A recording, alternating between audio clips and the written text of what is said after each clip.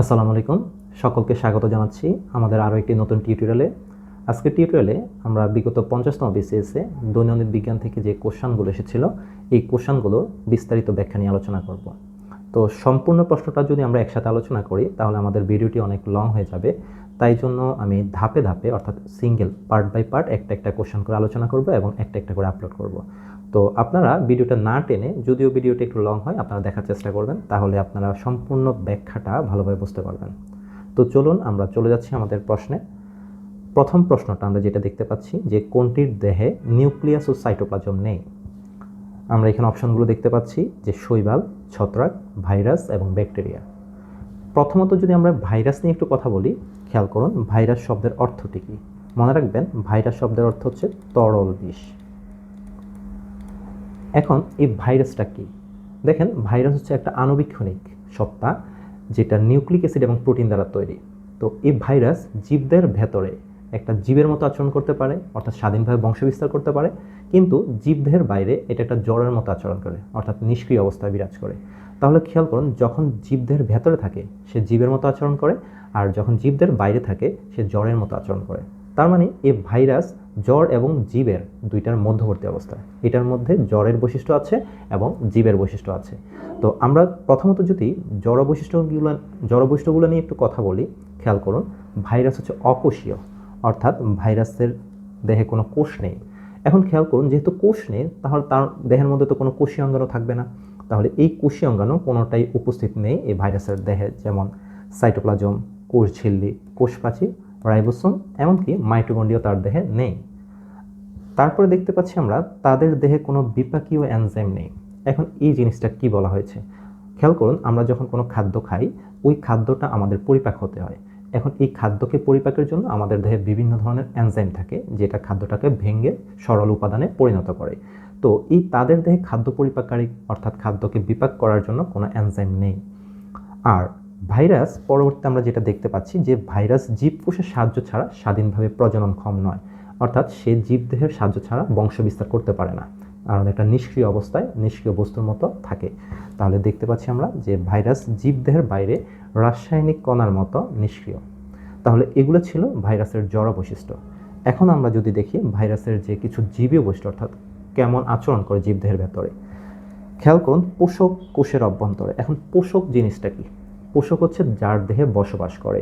এই পোষক কোষের অভ্যন্তরে কিন্তু এটা সংখ্যা বৃদ্ধি করতে পারে, অর্থাৎ বংশ বিস্তার করতে পারে।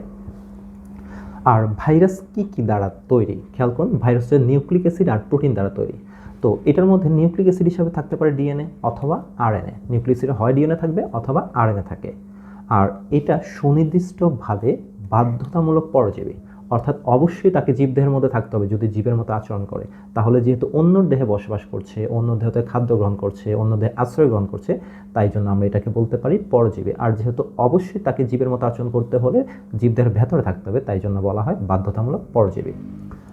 পরের যে অংশটা আমরা দেখতে পাচ্ছি এদের অভিযোজন ক্ষমতা আছে। এখন অভিযোজন মানে কি? খাপ খাইয়ে নেওয়ার ক্ষমতা। এখন ধরুন আপনার দেহে যদি ভাইরাস আক্রমণ করে, আপনার দেহের সাথে কিন্তু সে খাপ খাইয়ে নিতে পারবে, অ্যাডাপ্টেড হতে পারবে। তো এই জন্য যে কোনো পরিবেশে, প্রতিকূল পরিবেশে কিন্তু সে নিজেকে খাপ খাইয়ে নেওয়ার মতো ক্ষমতা রাখে। তো এগুলো ছিল ভাইরাসের জীবীয় বৈশিষ্ট্য। অপরদিকে আমরা যদি যে শৈবাল, ছত্রাক এবং ব্যাকটেরিয়া নিয়ে কথা বলি, খেয়াল করুন শৈবাল সুকেন্দ্রিক, অর্থাৎ তাদের একটা নিউক্লিয়াস আছে এবং সুগঠিত নিউক্লিয়াস আছে।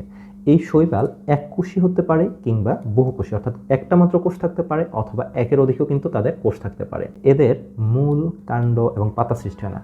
যে সকল উদ্ভিদের মূল, কাণ্ড, পাতা সৃষ্টি হয় তাদেরকে বলা হয় থ্যালয়েড। তো শৈবালের কিন্তু মূল, কাণ্ড, পাতা সৃষ্টি হয় না। আর ছত্রাকের কথা যদি বলি, ছত্রাক কিন্তু সুকেন্দ্রিক, অর্থাৎ তাদেরও নিউক্লিয়াসটা সুগঠিত। আর কোষের মধ্যে বিভিন্ন অঙ্গাণু বিদ্যমান। বাকি রইল যে ব্যাকটেরিয়া। এখন এই ব্যাকটেরিয়ার যে নিউক্লিয়াস, এই নিউক্লিয়াসটা হচ্ছে আদি নিউক্লিয়াস যুক্ত। এখন খেয়াল করুন আদি নিউক্লিয়াস মানে কি? যে সমস্ত প্রাণীর সুগঠিত নিউক্লিয়াস নেই তাদের নিউক্লিয়াসটাকে বলা হয় আদি নিউক্লিয়াস। অর্থাৎ একটা নিউক্লিয়াসের মধ্যে যে সকল অংশগুলো থাকার কথা এই সমস্ত অংশগুলো থাকে না, তাদের নিউক্লিয়াসটা সুগঠিত নয়। যেমন একটা নিউক্লিয়াসের মধ্যে কী কী থাকতে পারে? নিউক্লিয়ার মেমব্রেন থাকতে পারে, নিউক্লিওলাস থাকতে পারে, নিউক্লিওপ্লাজম থাকতে পারে। অর্থাৎ এর কোনো একটা যদি অনুপস্থিত থাকে তখন তার নিউক্লিয়াসটাকে সুগঠিত বলা যায় না। তো এই ব্যাকটেরিয়ার নিউক্লিয়াসটাও সুগঠিত নয়, অর্থাৎ আদি নিউক্লিয়াস যুক্ত। এটার মধ্যে নিউক্লিওলাস এমনকি নিউক্লিয়ার মেমব্রেন এই সমস্ত উপাদানগুলো থাকে না, তাই জন্য এটাকে আমরা বলি আদি নিউক্লিয়াসযুক্ত। তাহলে খেয়াল করুন আমাদের কোশ্চেনটি ছিল কোনটির দেহে নিউক্লিয়াস ও সাইটোপ্লাজম নেই। তাহলে এখানে দেখেন শৈবালের ক্ষেত্রে সুকেন্দ্রিক নিউক্লিয়াস আছে, ছত্রাকেও আছে এবং ব্যাকটেরিয়ার মধ্যে নিউক্লিয়াস আছে এবং এটা আদি নিউক্লিয়াসযুক্ত। শুধুমাত্র একটির অর্থাৎ ভাইরাসের কিন্তু কোনো নিউক্লিয়াস নেই এবং যেহেতু এটা অকোষীয় এটার মধ্যে সাইটোপ্লাজম নেই। তাহলে আমাদের সঠিক উত্তরটি হবে ভাইরাস। চলুন আমরা উত্তরটি মিলিয়ে নিই।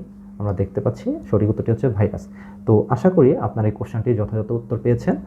তো কথা হবে পরবর্তী নতুন আরেকটি কোশ্চেন নিয়ে পরবর্তীতে। ধন্যবাদ সকলকে।